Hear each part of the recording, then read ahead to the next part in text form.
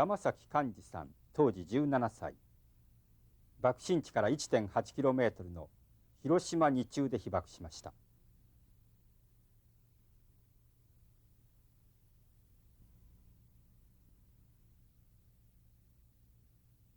被爆当時、山崎さんは広島二中で教官代理として軍事教練をしていました。山崎さんの住まいは爆心直下の天神町にありましたが、天神町は一瞬にしてほぼ全滅。山崎さんも家族や親類19人を失いました。今、山崎さんは語り部活動の中でかつて栄えた天神町の歴史を語り伝えています。時々中学旅行生に、中学生あるいは高校生なんかに話をしておりますけども、ほとんど皆さんはこの辺りが最初からこのようなきれいな平和公園だったような感じに持たれる方がほとんどなんですよね。実はそうではなくって、この平和公園というのはですね、元は広島で一番開けた賑やかだった町だったわけです。で城下町だったわけですが、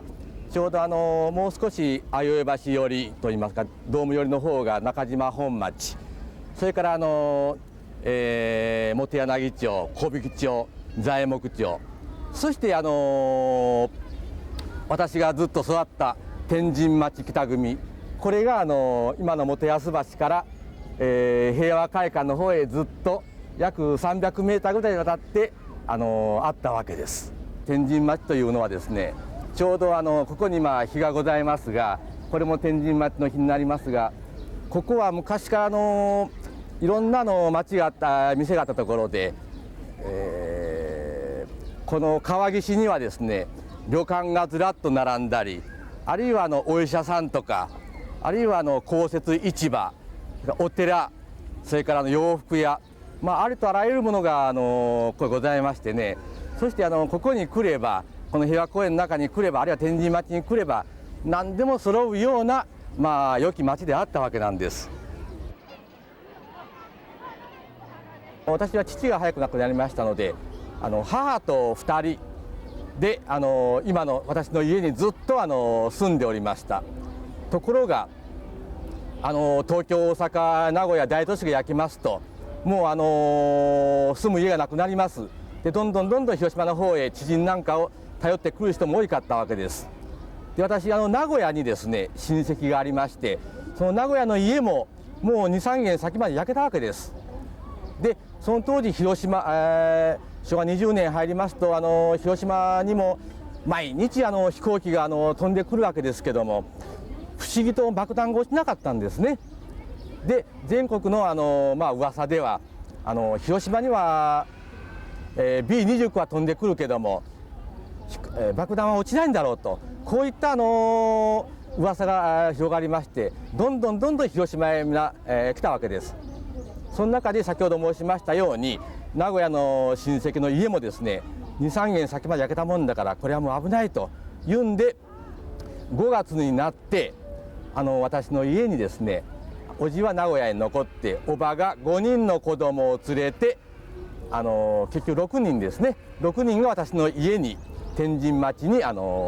疎開してきたわけです。ですから原爆当時は、8人の、厳しい中にも賑やかな、生活をしておったわけです。もう忘れようにも忘れられないのがですね、長男の、健太郎君というのがおりました。私といとこになりますが、それが私は兄弟がありませんし、彼も、兄さんがおりませんから、非常に仲良くなりましてね、学校が終わって帰ったらその元安川にエビをすくいに行ったり、あるいは貝を掘ったり、とにかく川へほとんど毎日のように遊びに行く。で夜は夜で勉強を教えると申しますか、当時は灯火管制、光を外へ出せませんから、家から電気に黒い幕をしましてね、防空用に。でその下でもって英語とか代数とかね、2人で夜遅くまで本当楽しくと申しますか、勉強してずっと原爆の日まで暮らしておったと、特に今でも思い出すんですが、飛行機が夜中に来ますからみんな防空へ逃げますけど、最後はね、もうお兄ちゃんと一緒なら僕はもういいからと言って飛行機が真上に来ましてもね、もう私たちは2人だけは、もう避難しないで、とにかく飛行機が来た時はもう抱き合ってずっと飛行機が逃げるまで待ってたと、こういうふうなとても仲のいい本当兄弟以上の健太郎君であったわけです。8月6日の朝、本当朝から暑い日でした。もう寝ていてもたらたら汗が出てくるような、実に嫌な本当暑い日でした。私はですね、いつも4月からその日まで、だから前の日までですね、8時10分に家を出ておったんです。この時間は正確なんです。今でも覚えてますけども。と申しますのは、爆心地から1300メーターぐらいのところに広島二中がありまして、今の観音小学校があります。あそこなんです。でそこへ8時半までに学校へ行くために、いつもは8時10分頃家を出ておりました。でその日も8時10分に家を出ようと思って、支度をしておったところ、健太郎君がですね、本当に今でも不思議だし、まだ分かりませんが、なぜかお兄ちゃんは僕と今日一緒に行こうよと言って急に言い出したんです。で時間を見ると、8時15分前なんですね。いつもはそういうことは言わないんですか？こんなこと言わなかったです。いつもはそれぞれが学校へ行ったわけです。それぞれ学校行ったんです。時間も違いますし、でその日に限ってなんでか分かりませんが、お兄ちゃん今日僕と一緒に学校行こうよ、一緒に出ようとこう言い出したんです。でもまだ早いし、ケンちゃん先に行けよと言ったんですが、お兄ちゃん行こうよって僕のここを持ってね、お兄ちゃん行こうよとこうなんか難かるようにこうやるんですよね。で可愛い健太郎君の言うことでもあるし、それじゃあたまには5、6分早くっても先に早く行こうかと思って家を出たのが8時10分前だったんです。これはっきり覚えてます。彼は広島一中でしたから、今の国体寺高校なんです。爆心地から約800メーターぐらいのところです。ですからちょうど今の平和大橋の向こうの辺で、西平和大橋と申しますかね、あの辺で別れて、彼は学校の方へ行く、今の国体寺高校ですね、昔の広島一中へ行く、私は一度広島二中の方へ、急ぎ足で行ったわけです。そして学校へ着いて、事務室で教官室の鍵をもらって上に上がって鍵を開けようとした瞬間にピカーッと来たわけなんですね。でその時学校には私と先生が4、5人しかもういらっしゃらなかった。あとの、学生は全部外でもって1年生はちょうど広島2中の1年生はですね、ちょうどそこの国際会館のところで建物疎開やったわけですけども、そういった風でみんないなかったわけです。でそこでもって上がった途端にピカーッと来たわけなんです。でっと思った瞬間、桟敷になってしまいましたからね。で一瞬何のことやら分かりません。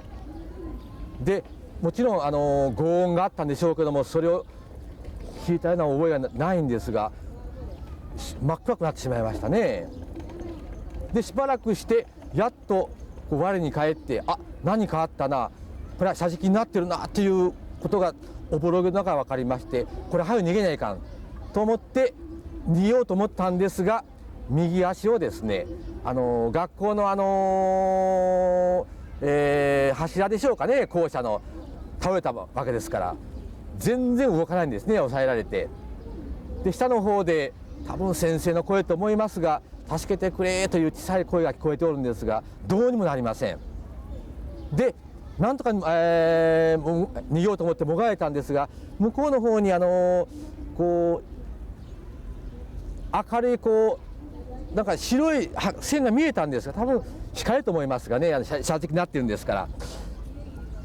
全然もう動きが取れない。そのうち火が回ってきたようです。で外に誰か声が火が回ったとかいう声が若干聞こえたんですよ。でもうダメだと思って、私はもう観念というよりもそこでもって気を失ったんだろうと思うんです。それから数時間後のことが今でも私記憶がないんですよね。全然ですか。はあ、でパッと気がついたのがちょうど学校から、500メーターぐらい西側の辺でふっとこう倒れたままふっと目が覚めたわけです。それが多分10時頃でしょうか。だからもちろん黒い雨にも降られ、このキノコ雲の中にもいたんかもしれませんが、その記憶はないんです。でパッとこう気がつきますとですね、まだ生きてるとか死んでるとかわけわかりません。ふっとこう横を見ますと、それがちょうど爆心地から2000メーターぐらいのところと思います。場所が今で言えば高須の辺になるんでしょうかね。ふっと見ますとね、お母さんが真っ裸で横になってましてね、そこへ赤ちゃんがもう虫焼きになってる赤ちゃんですがね、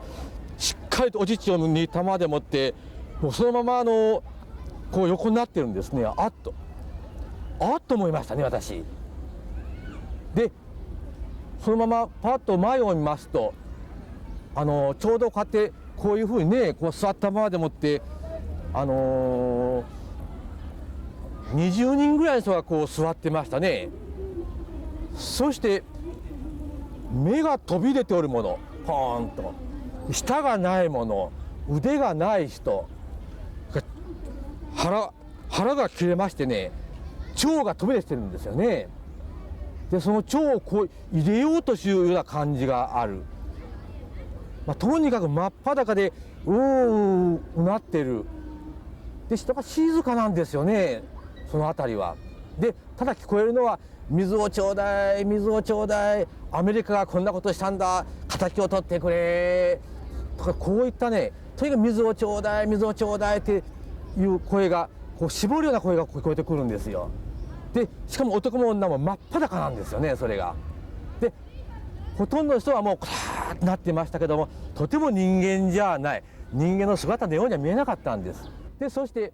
これは何とかしなければいかんと思いながらも、私はもうそのまま、その日はですね、死体と一緒にそこへ寝てしまったわけです。これが8月6日の私の原爆にあった状況だったわけですが、実に惨めな人間の姿を見たわけなんですよね。あくる日5時か6時頃目が覚めたんでしょう。私時間が分かりませんが、はよ家帰ろうと思って、もう這いながらね、もう足が立ちませんから、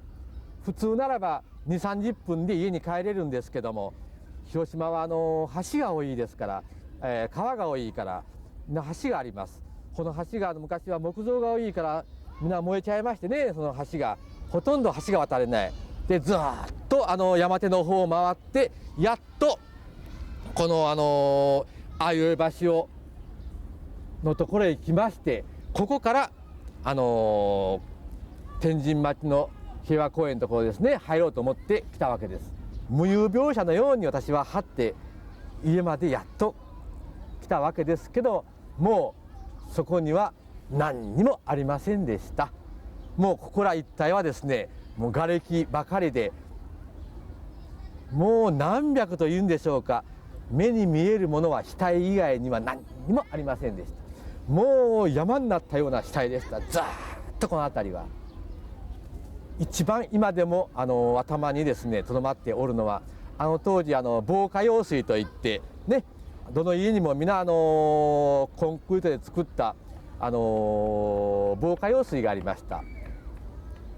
その防火用水にはもちろん水がいっぱい溜まっていたわけですが、この防火用水にね、大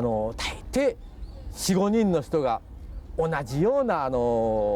姿で、同じような方向を向いて、みんなこういうふうにしましてね、とても哀れなに、とてもまともには静止できないような姿をして入って死んでましたね。そんな防火用水がザーッとあったわけです。みんな人間が生えていました。しかも水を求めてそこへ入ろうと思っても人がいっぱいで入れない。もう防火用水のここまでこうね手をやった人やら、とにかくこの辺り一帯は無残な状態でして、もう死体以外にもう見るものはなかったんです。でこう私もこう見ながらですね、あれでもこの腕やらこれやら水水というふうに言う声は聞こえましたけども、とても私自身が助けるような状態までもありませんし、私もそこでもってもう死ぬんだろうなというふうな、もう何も考えるもう余地がなかったですね。8月8日になりますとやっと兵隊さんがね来まして、枕木を小屋のように立てて、それ重油を流し込んで、でここら一帯の死体をですねもうどんどんそれに入れましてね、この平和公園一帯で5、6箇所ぐらいで焼きましたかね。ずっと焼きました。で私もそこにいたわけですけども、多少手が動いておるようなものも入れたかなという気がしますけども、とにかくもうここに折れません、暑くって。でだんだんまた川の方へ、本安川の方へ私もこう転がりながら、歩けませんから転がるように逃げていったわけです。ところがですね、非常に不思議いうか奇跡いうか、あの辺でふっとこの辺を見ていますとですね、先ほど話しました8月6日私を15分早く出してくれた健太郎君ですね、ひょっこり彼が来たんです、ここへ8月8日の日に。それでね、あ、健太郎君かと私言ったらね、健太郎君も私の顔があまりにもひどいもんですから膨れ上がってから分からなかったんです。でもう一度健太郎君かと言ったらね、やっと声で私のことが分かりまして、あ、お兄ちゃんがいたと言ってですね、ほんと走ってからちょうど川岸になりますがね、ほんと抱きつきましてね、お兄ちゃんが生きとった生きとったってからもうわーわーわー泣き出したんです。でお母ちゃんもいない、お母ちゃんも死んだ、おばちゃんも死んだ、お姉ちゃんもいない、弟もいないって、もうほんと半狂乱みたいに私にもうぶら下がりましてね、ここでもう大泣きしたんですよ。けど私は健太郎君が生きとった。で私は結果的には母やら、おじやらおばやらおじいさんなんか入れますと肉親がですね19人亡くなりました、この辺り一帯でもって。でもう肉親私はもういないと思ったんです。そこへ健太郎君が、しかも一番私の可愛い健太郎君がおったもんだからね、本当に嬉しかったんです。で健太郎君もお兄ちゃんも離れない、もう一緒にいようねって言いながらね、もう何を言ったか分かりませんよ、その時には。ただこんだけで言ったんです。そこへちょうど名古屋からね、健太郎君のお父さんが広島はどうもおかしいぞ、何かあったぞと言って名古屋から来られたお父さんにちょうど会ったんです。けどもお父さんはですね他のもんは全部なくなったけど健太郎君だけでも生きておったと言って、喜んでというか、その日ですね健太郎君だけを名古屋へ連れて帰られたんです。この帰る前に幹事、お前はねもう少しお母さんやら他の親戚なんか探してみと、ここで傷が治ったらすぐ名古屋へ来いと、一生待ってるからと言って私に100円をくれて、当時の100円といったら今のさあ10万円ぐらいの価値があるでしょうか。100円をくれて、そして健太郎君を連れて名古屋へ帰られたわけですが、ちょうど9月の初めだったと思います。遠い親戚からね実に悲しいいうか聞きたくないニュースを目にしたわけなんですが、健太郎君は名古屋へ帰りましてね、3日目に歯茎から血が出たそうです。そしてその時にはもうね斑点が出ましてね、その晩は高熱が出たんだそうです。で明くる日になりますと枕に髪がべったりついとったそうなんです。で非常に苦しむのでね、お父さんがすぐに名古屋の医大に入院させたそうですけども、結局何の病気かわからないままに、ね、8月25日、ね、原爆からわずか2週間足らずでですね、とにかくお兄ちゃんお兄ちゃん死にたくないと言いながらですね、私の名前呼んだそうですけども、本当お父さんの腕にね抱かれながら亡くなってしまったんですよね。実は私これが本当にこれほど私残念なことはないんですよね。本当中学校1年生と言いますとね、一番遊びたい、また一番勉強したい、英語もあり、数学もあり、小学校から中学が入って全てが変わる、こういった本当人生で一番その楽しい時でもあるでしょう、中学校。それがですね、わずか2、3ヶ月学校へ通ったきり、今からという時にね、建物疎開にね、もうペンを持たないで結局クワを持ち銃を持つ、ね、私は本当ね、中学生にですね、二度と銃を持たすようなことは絶対いけないと、こういった意味でもって今でも修学旅行生に、